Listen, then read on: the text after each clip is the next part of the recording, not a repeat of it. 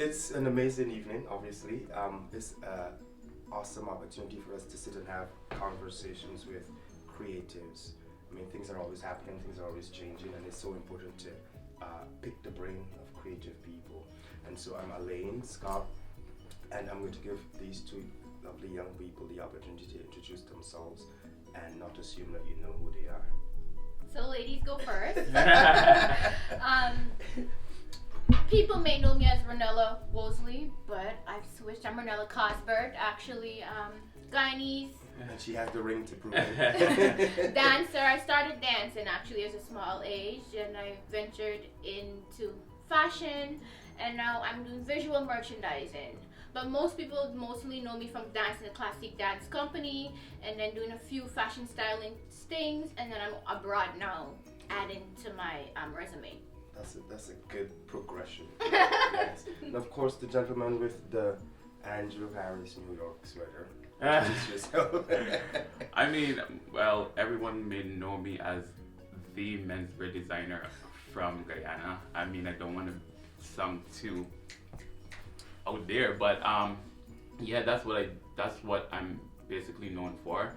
I don't have a dance background like like Ranella, but I've always been enthused and always been obsessed with fashion and anything creative. So yeah, that's basically it. You just said something that sparked something in the back of my head. You referred to yourself as the menswear designer, and then your next comment had to do with not wanting to come off a certain way. I think it's easy for creative people to be misunderstood, and that positivity or confidence in who you are and what you bring to the table, sometimes we want to downplay. And it's interesting because you know who you are, Ranella, you know what you're capable of doing, and I think it is so amazing that you embrace that and not be. I've always had that challenge, not home, but necessarily here, because America is totally different. Definitely. And the competitiveness is at another level. Right. And there are times when I would walk into somewhere and they'll be like, oh, you're doing too much. Why do you always, and sometimes it could be people close to you like, oh, you're just going to the movies, why you have to do this, or why you got to dress this way. Myself, don't call it cockiness, because I know myself. And I've gradually been through a lot. So now I'm at the point, it's like, to hell with it. If I want to wear 6-inch heels to go to the supermarket, I am, because I'm expressing myself. Right. And that's what fashion is, and that's what creative mind is. And you can't allow people to actually tell you that you shouldn't do this. Absolutely. You came here alone, you're going to leave here alone. Your energy and your vibration is what builds it. Like Andrew, like, he's good at what he do. Like, he's more urban than me, and I try to venture into that, and that's totally not my style. Like, you'll find out who you are eventually and what you love to wear. Yeah. I think that's something that not many people, especially young people, have come to embrace. That this is who I am and this is what I'm most gifted at. And so let me work at developing who or what I am best at before I venture into something else. And so that's amazing that you have come to terms with what your strongest gifting is, and then being able to perfect that before branching out into anything else. And so, but of course, we've got people who are not aware who you are, where you're from, and all this good stuff, because you've not lived in Guyana for a while. So let's talk about that. Give us a little bit about your background, where you are, obviously not who you are, because you are. Just give us a little bit of background. I know you said you were a dancer and all these things, but take us back to that place. What got you started in all of this that you're doing now? First of all, I am still, like, people ask that question, who you are. I am Ranella. I was born into here. That's the name that I was given. I was always creative from a little child coming up, and I have to thank my mom, my family actually, for not forcing the particular world out there where you have to become a doctor, a lawyer. My dad always said to me, you know what, I'm giving you an education, but I see you have this, so I'm gonna lift you up in this. My mom was always there, my grandma. So at a small age, I started dancing actually in school. There's a funny story actually. In primary school, they were looking for dancers, I heard, and my past teachers would talk about this. And they were like, oh, we need people to dance. And I heard that I was there in my headmistress' office, and they started playing music, and they're like, dance. And I was the first one up there dancing. So I think I always had it, and I gradually grew into it. I competed in matrimony competitions. First time of the year I competed, I lost. I brought second, but the judges saw something in me, and that's the thing. Sometimes you don't really see what you have, and other people are able to see it. And I was still able to go on to the finals, and I won. And then from that progressed, and then I end up at the National Dance Company, and then I forward to Classique, not having like a big background in dance. It's just the talent, the gift. Clive took me in, and I progressed from there. And then from that, my crafting was uplifted, which is designing. I've always loved designing, and most of all, always loved looking different from others. And not crossing you, but I remember the first time I think I visited Guyana from Barbados, and I came to one of Clive would have given me like a pass to go to his show. Yeah. Because I always was Beware of those intrigued. who look for free passes. Because I was always so intrigued in like, what is this whole classic about, whatever the case. And I saw you, and I never forgot that. You and Paul did a solo piece. It was a slow song, I can't remember. And I was literally blown away. So like, she's a great dancer, guy. Yeah. I think because Andrew and I would have moved back to Guyana in the same year. Yeah. And what you just talked about, something about in reference to family dynamic. You knew what, even though you were encouraged academically, your dad saw that there's a creative side in you, and he encouraged that. But how would you, Andrew, relate to your family dynamic in supporting your craft and what you were naturally gifted in, as well as telling us about that background information? Well, I was born in Guyana. I moved from Guyana maybe when I was like 1999, 14, 13. I moved, and then I moved back to Guyana for a little bit, and then I moved back again. So I'm partially Bajan. Yeah, but for me it was kind of different because I feel like my parents were a little bit iffy with me being in the fashion industry. But I can't take away that they supported me to an extent. I feel like when they realized, okay, this is what you wanted, or this is what something that you desire, they would let me know that probably that's not where. My parents are pastors, so obviously they would want me to go the straight and narrow road. Fashion had a lot of things that they weren't like too comfortable with. So I had that to battle with, but I'm a little bit like my mom. I'm very own way, and I'm a pusher. So I mean, once they realize that, hey, no matter what we say to Andrew, this is what he wants, I feel like I start getting that support, and so on and so forth. So I remember when you and this is just like, it literally just came back to my mind. I remember when you did your, I think it was a private launch in Barbados, and how excited, and you just talked about the fact that initially your parents were not 100% like, this is not really a career thing to do. But I remember that year when you launched, it may have been, I don't know, maybe 2008, when you launched, whichever year it was when you launched the line in Barbados, and your dad was like uber excited. He was literally on the floor walking all about. And you know, it was such a proud moment because of the kind of audience that the event had drawn, and the kind of excellence that was being presented from venue. Everything was so well. And I carry his name, so like executed, that was right. And so it was the buzz, and he was, I could literally see him walking up and down the place like it was, this is my son moment. And so I think that even though your introduction into fashion has been different, it has been amazing, and it's a positive thing to have the encouragement and support of your friends and your family along the journey.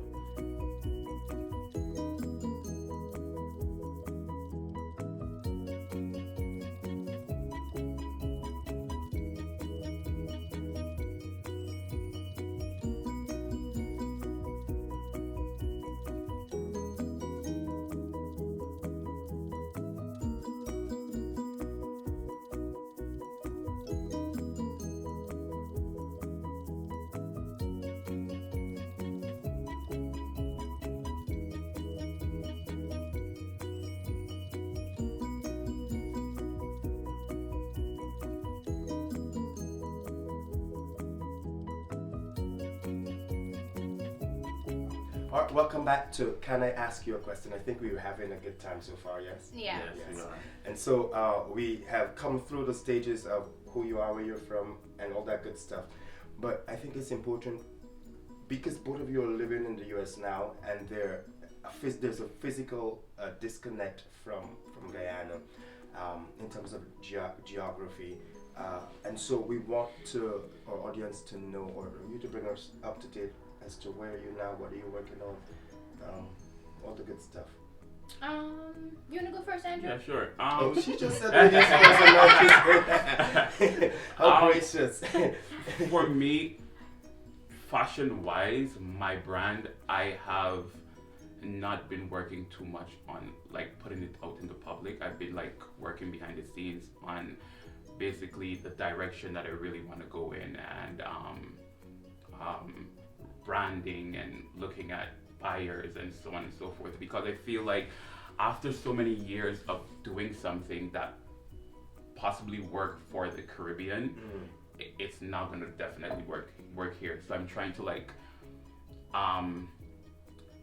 get up to speed with what's going on now and not just what I've done before, because like it don't make sense doing something that may not work for you before. So I'm trying to like rebrand and re-energize the brand, and before I the change that's needed. yeah, like, before I put it back into the public eye, because I feel like especially in America there's only like one chance. You have one chance to really represent yourself, and if you don't get it right, people wouldn't take you serious. So other than that, I work as the Burberry specialist at Bloomingdale's, and I've just been like trying to maintain being as stylish as possible. We all do. I see, and we take note of your sweater and your personal brand, but we're going to talk about that in a little bit. Let's hear from Ronella. What are you working on now? I have had a transition because I found out that being creative, it can lead you down any road. Absolutely. So young people, not because you're creative and you want to design means you have to stay in the design. Definitely. You can do something else. There's creativity can take you into a whole big world. I started out as a fashion stylist actually. I'm still at the same company, and now I'm into visuals, because they'll say, oh, you have an eye, you can mix blue and orange and make something, but not just visuals, merchandising. I do windows for stores as well, the company I'm with, and I also do the floor plan as well. For that, it's amazing actually, because you get to learn. People shop with their eye first, just like how they eat with their eyes first. Yeah. So I'm the one that they depend on to actually make the store look good. You're shopping resort, people come in and you're like, oh yeah, the resort section is there. I style the racks, know that they have to put a jeans with this top, and sometimes people mix and match. So that's what I do right now, and then I assist as well. I still do assistant styling on the back. People emailing me, texting me, and then I took time for myself actually, just to find out what I want to do and where I want to go. That's very important. The self, my spiritual self, my mental self, because it could be tough here. Absolutely. Ain't no joke, right? You need to take that time and zen. Yeah, ain't no joke. I think I want to call you, because you literally set traps for people to buy. That's what merchandise like. It Okay, is, this looks absolutely. so good, I can't leave it out. It actually is, because a lot of people now, there's a difference between trend and style. I don't do trends, I do style. Personal style is who you are. You express yourself from inside out. Yeah. Right. I do not follow trend. Trends change. Or even if I do trend, I try to add a little bit of me. Yeah. And there's a lot of people now, even though there's social media, Instagram and all these things, a lot of people don't know what they want. Yeah, So I kind of help them in that aspect of helping them knowing that, okay. A lot of people are carbon copy of what they see on social media. I'm not saying that you may not be inspired, and I think we had this conversation like a while back. They do exactly what they see on social media, not taking into consideration, wait, is my body type Kim Kardashian's body type? Or is my I body posted type? that the other Like, day. it makes no sense. So you see some girl trying to be Kim Kardashian, but she's maybe Not. 250 pounds. Like, And I think the important thing too, even in that, is that regardless of what size you come in, there's a style that's unique to you. yeah. And it's so, and you talk about Everyone it a little looks bit. like everyone. I posted that what Andrew said yesterday, the 5 trends that I hate: the silk skirt, the slip dress. Even though I have a slip dress, those chunky sneakers. Don't hate on chunky The sneakers. puff we're sleeve. gonna- No, not that I totally just hate it. She I am a hates it. size 5 and I cannot do chunky sneakers. Oh, it you looks can totally wrong. definitely do And there are chunky chicks that are sneakers. like 72 pounds. I work in Soho and I see a lot of tourists, different trends and these things, but I'm gonna see 6 people who naturally looks the same, a silk skirt and a white t-shirt, or those things like they look like they're going to Soul Cycle. What that pants called? The biker The shorts. biker shorts and a white T-shirt. And she's So I'm coming like, for somebody no, now. more of this, please. Or add you out of denim jacket. Do Yeah. something that's you I personally. feel like we could never run away from trends because trends are like so inevitable, but I feel like you need to add your personal style to it. So trends, I follow trends. Like Yeah. I'm a trends guy. Like I follow like He's a Kanye guy. West and stuff like that. But I still add my Like, yeah, you it can is true. you can know like, oh, that's That's Andrew Harris and yeah, it's not yeah. I'm trying to rip off Kanye or whatever the case Yeah, is. yeah. I think Yeah. that's an important thing for people to understand, that you could be influenced by something without trying to mirror that thing. Andrew talked about, everybody knows Andrew is a major Kanye fan, and you could be influenced by Kanye but not try to mimic Kanye. Yeah. And so I think it's important that individuals, young people especially, learn, and it comes with knowing who you are. And when Yeah, you begin definitely. to know who you are and what works for you, it's less likely for you to become or try to pattern somebody else. And so even with you, when you style people, you look at the person's body, you look at what the event is that they're interested Yeah. in going, and just like your makeup, you'll decide, well, this is What it makeup for is. this I'm event. not a pro, but I try. And you know what's funny though? A lot of friends, and we had this discussion. A lot of friends would compete with each other. Yeah. Oh, what you're wearing? Like I would call him and say, "Yo, what you wearing? Let's do all black." I don't do that. I just show up. No. Then we do. I I say- say, "Yo, we're doing all black tonight. We're killing it with all black." He's But gonna show up his in blue. all black is something completely different from my all black. And he's confident with his all black, and I'm confident with my all black. I feel like working in fashion, and I see a lot of friends are like, oh, I need a hair like hers, and I needed this like that, and I And I needed that, and they turn up looking like twins, and it's like, But then that, even though you, I've always noted that two individuals can wear the exact But totally outfit, different. It's and that it vibe. gives a different Yeah, vibe. it's that It's like, vibe. yo, you're trying too hard, or like, and in fashion, in life in general, it's oh, we got a important lot to- of people that try hard, really hard. I think it's so important to first know who you are, what Okay. works for That's you, and that's then what fashion let is. that bloom. Or that was stylist. But Stylist you know is what? who It you are. takes some time because looking back at photos from the past, I think I've always slayed. I think so. cringe. I have some. I feel like for the moment it was hot because my mom was For like, the time. "Oh, for that time you look good." I'm like, "Mom, what are you talking about? I look stupid." I think so. I For the think era. Yeah. I think the point, or being able to stand where you're at now and look back at what you Growth. came from, it Yeah. helps you to measure. And even as a designer, as a stylist, it helps you to measure Yeah. your growth.